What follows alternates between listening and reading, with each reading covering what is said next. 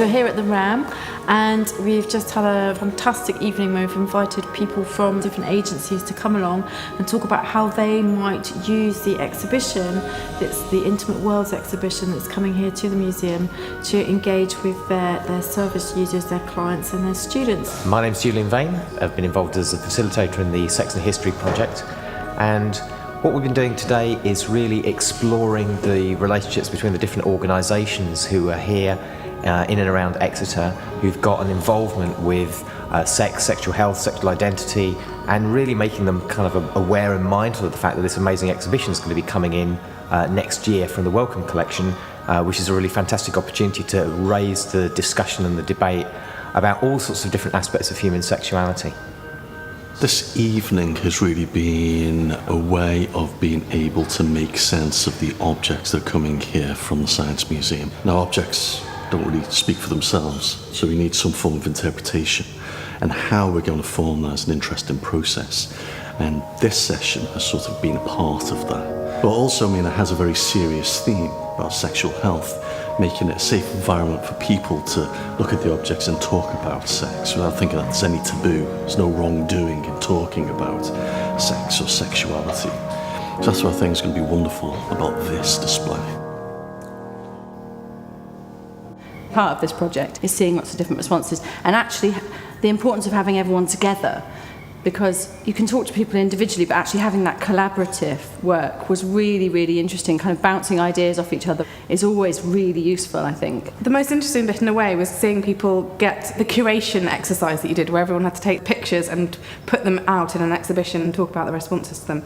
And it was really nice seeing people very interested in ideas about, for example, pornography and whether certain objects counted as pornographic or not, and the way that people were very attracted to I think somebody described it as the nurturing or the very sort of intimate, very nice depictions of sex, sexual intercourse that you have in some of the pictures. So it was nice seeing the way that people responded very positively to those pictures that we had, and really got into curating and putting them into an exhibition space in that way. What has been interesting was how we've separated the objects into sort of, I suppose, an exhibition-style display.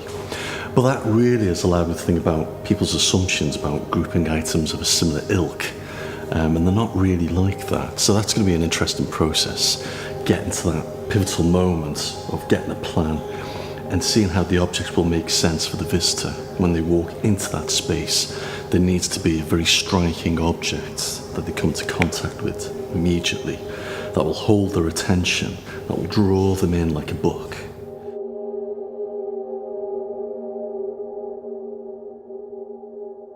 What's really amazing about the project in general is thinking about how the work that we do in the universities can have real relevance in the outside world, which is the kind of work which we've seen go on already in the Sex and History project, but actually seeing how that can make a real difference to people's lives it's really incredible.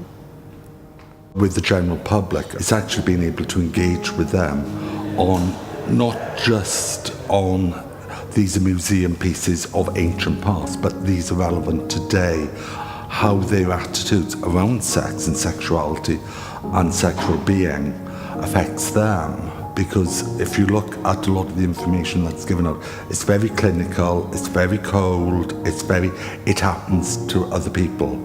Sexuality is about the individual, it's about themselves, and I think these objects are a beautiful way of actually bringing that to life. Exploring body image of young people around sexuality and sexual health, I think it's something that we don't do enough of, and I think especially seeing phallic images that were quite big and how that could be quite daunting for young men, and how I think a lot of the time young men have a lot of pressure. So I think in terms of working in the community, something around looking at body image. But I don't think separate work, I think with both genders, I think that would be a good opportunity. It's a picture, there's two little statuettes, both with fairly large phalluses, and the way I looked at it is there's one guy there and he's looking really happy with himself because it's a really big phallus, and then his mate comes along and it's bigger again, and it's this sort of, oh, his is bigger than mine, etc. And I just thought, One of the issues that we have sometimes in education is we talk about sexuality and there's all the pressure on girls about their image. We don't really talk about it very much for boys, and that's one of those areas where I think that could be a good starting point to actually get the boys to talk about it in a way that previously they wouldn't. And as we said, the idea of there being an object you use it, so it's not something that they're going to be defensive about, it's something that they're then going to be able to be maybe a bit more open about. I've no doubt that young people and all sorts of people will be engaged by what's there. They are often very beautiful objects, and they're sexy. They're sort of interesting and engaging for that reason as well, and they make you think and they make you talk. In my working life, a lot of what I do I sometimes describe as a sort of a trick to get people to talk to each other, and they seem to have the same quality about them. They're kind of a device for getting people to talk about what's on their mind and what's on other people's minds. I was part of the original sort of pilot project, if you like, that worked with young people engaging with the objects, and they then created their own creative responses to music, dance and art. Through music, through dance, through acting, as a piece of stimuli, they're actually invaluable. The most interesting thing about watching you come and work with our students is just the fact that it's opened up dialogue between them, which I think probably there wouldn't normally be a platform for, certainly within a performing arts context. It was an opportunity to engage our students, but it was actually, I think, the most empowering thing was watching two boys through the medium of dance exploring their sexuality. I mean, it varies from school to school. Some schools are good, some schools less so. A lot of it comes down to whether you have someone who's actually has the confidence to actually do it in a way that's going to engage. And talking with the curator, having this sort of historical approach to it is a way of sort of opening it up in a way that the students can then work with. But I also think it gives it kudos for parents and sort of senior staff to actually say, oh, actually, this is something that we should be doing, we can engage with. I can see there's more to it than it's not just something that's going to upset the Daily Mail. I think one thing that's come out of it is the mixture between the pain of sex and the pleasure of sex. And I think actually some of the objects, like the chastity belt, I can see a kind of modern day parallel in the work I do. We don't talk enough in doing sexual health work is sexual pleasure. And actually I think these objects can spark some debate with people around it, because it's been going on for centuries, obviously. People talked about the possibility of bringing young people to the exhibition and getting them to talk about certain of those objects.